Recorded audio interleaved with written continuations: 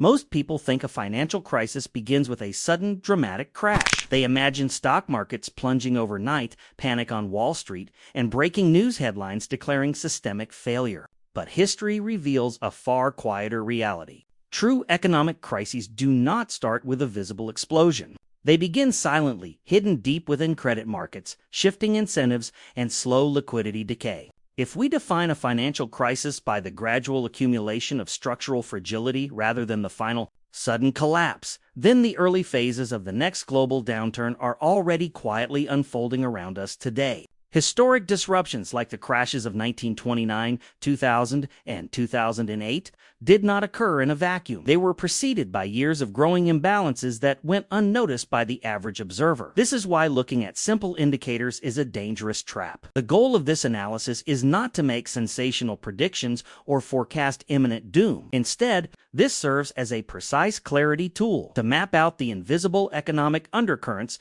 that are currently reshaping our modern financial systems, allowing you to see the true structural warning signs long before they break into mainstream global news media headlines. Asterisk, before we can spot a crisis, we must understand how it actually operates under the surface. Most people think a financial crisis is simply a drop in stock prices. But what is actually happening is much deeper. A crisis is a fundamental breakdown in the economic plumbing, specifically crucial credit allocation, liquidity, and public confidence. To understand this, we must look at how debt cycles work. Debt is the fuel of the modern economy. When a business borrows money to build a new factory, it creates real productivity. But when leverage, which is borrowing to buy assets simply in hopes they rise, becomes the dominant force, the system changes. Leverage is a powerful amplifier. On the way up, it multiplies gains and makes everyone look like a genius. But on the way down, it accelerates destruction. This is where the contrast between myth and reality becomes dangerous. Most people believe financial crises are sudden, unpredictable events. In reality, systemic fragility builds slowly, layer by layer, over years of cheap credit and mispriced risk. When a financial system becomes highly leveraged, it develops extreme vulnerability to systemic risk. Because our global network is deeply interconnected, a small shock in one obscure sector can trigger a massive, unstoppable chain reaction. A single regional bank running out of cash can freeze credit for thousands of businesses worldwide, turning a minor issue into a systemic freeze. If these crises build so slowly and quietly, what are the early structural signals we should be watching? Asterisk, every major financial crisis in modern history has been preceded by one consistent phase: rapid debt expansion. On the surface, this often looks healthy. Low interest rates make borrowing cheaper, which encourages governments to spend, businesses to invest, and households to buy homes, cars, and assets. Growth accelerates, employment improves, markets rise. It feels sustainable. But incentives quietly shift during prolonged periods of cheap money. When capital is inexpensive and widely available, borrowing stops being a tool for productivity and increasingly becomes a tool for speculation. Corporations refinance repeatedly. Governments roll over larger deficits. Investors use leverage to amplify returns. Over time, global debt to GDP ratios climb higher and higher. Here is the critical distinction: rising debt alone is not the crisis. Debt can fund innovation, infrastructure, and expansion. The real risk emerges when debt grows faster than the income needed to service it. As long as rates remain low and growth remains steady, the system appears stable. Payments are manageable. Defaults remain limited. This is why the expansion phase feels safe.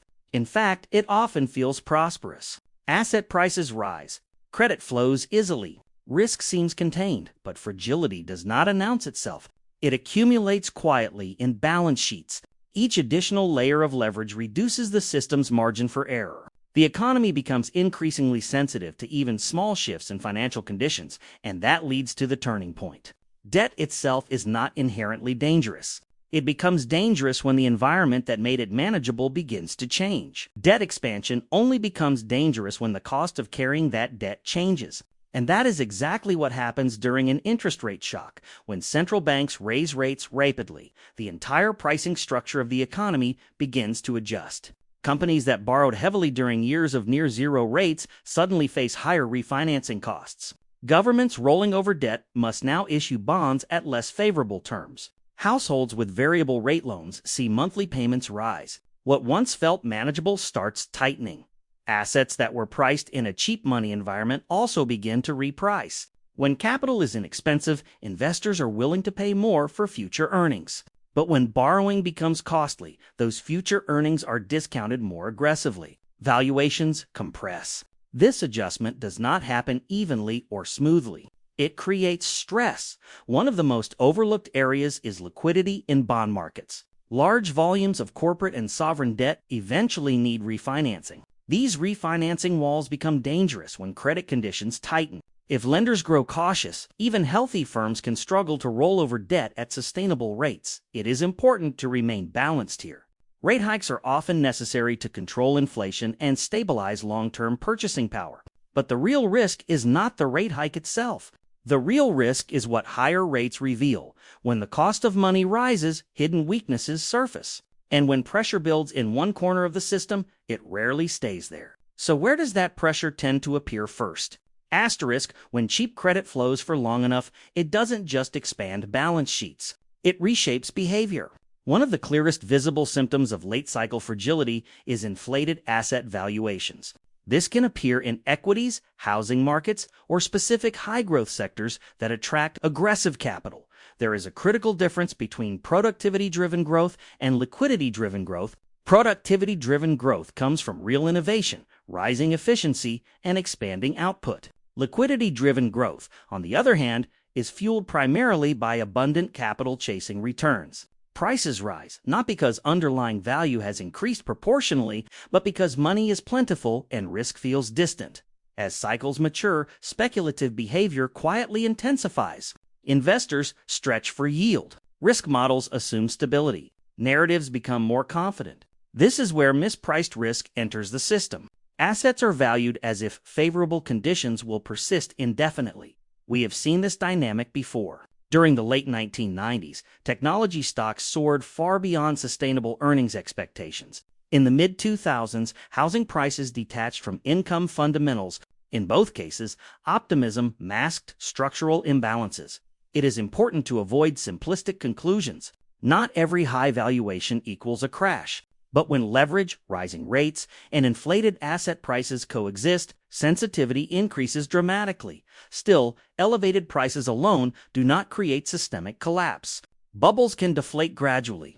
The real danger emerges when stress spreads across interconnected institutions. Bubbles alone do not create crises. Contagion does. This is where most observers stop. They see high debt, rising rates, stretched valuations, and assume the danger is obvious. But the real complexity lies in the second-order effects, how stress travels. Modern financial systems are deeply interconnected. Banks hold government bonds. Pension funds hold corporate debt. Hedge funds use leverage through shadow banking structures that sit outside traditional regulation.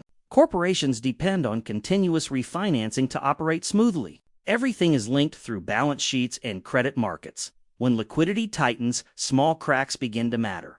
A regional lender facing losses may reduce new loans. That reduction affects businesses relying on credit lines.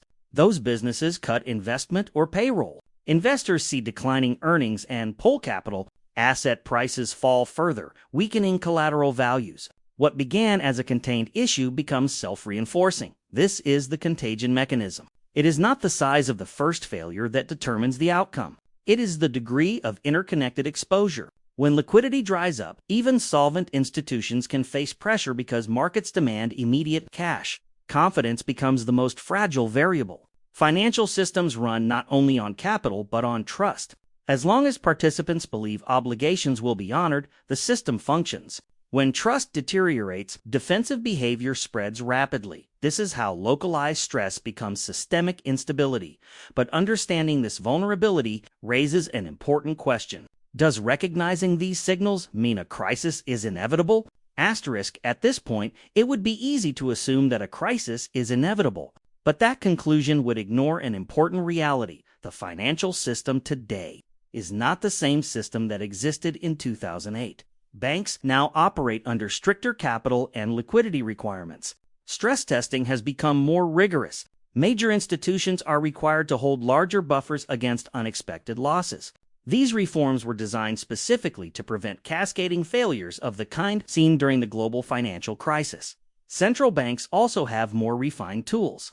They can provide emergency liquidity, coordinate internationally, and intervene in bond markets if dysfunction threatens broader stability. In addition, the global economy is more diversified. Financial activity is spread across regions and sectors, reducing the concentration of risk in a single asset class. This does not eliminate vulnerability, but it does mean that stress does not automatically translate into systemic collapse.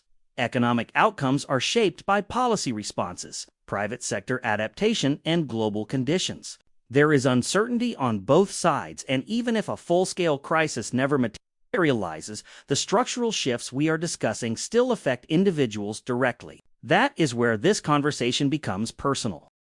Even if headlines remain calm, tightening financial conditions ripple through everyday life. When credit becomes more expensive, businesses slow expansion plans. Hiring freezes become more common. Startups struggle to raise funding. Job mobility declines. None of this feels dramatic, but it changes opportunity. Housing affordability is also sensitive to rates. Higher borrowing costs reduce purchasing power, which can cool prices, but also limit access for first-time buyers. Investment returns shift as well. Assets that thrived in cheap money environments may face slower growth. While safer yields become more competitive, the goal is not to panic or retreat from markets entirely. It is to recognize where we are in the cycle. Risk management becomes more important than chasing momentum. Liquidity matters. Flexibility matters. Informed individuals do not try to predict the exact moment of downturn. They prepare for multiple outcomes. If early signals are already visible, the next logical question becomes clear. What specific indicators should we watch next? Historically, major downturns do not begin the moment interest rates rise. There is often a lag of 12 to 36 months between aggressive tightening cycles and visible economic contraction. Financial stress builds gradually as debt refinances at higher costs and liquidity thins across markets. That is why the period between 2025 and 2027 deserves attention. Not because collapse is guaranteed, but because this is when accumulated pressure would typically surface if vulnerabilities are significant. Outcomes will depend on policy decisions, global demand, energy stability, and private sector resilience. The future is about probability, not certainty. Which brings us to the bigger picture. Financial crises rarely announce themselves with headlines at the beginning. They form quietly in balance sheets, incentives, and credit conditions long before markets react. The goal is not to predict disaster, but to recognize fragility early. In the next video, we will examine measurable warning indicators,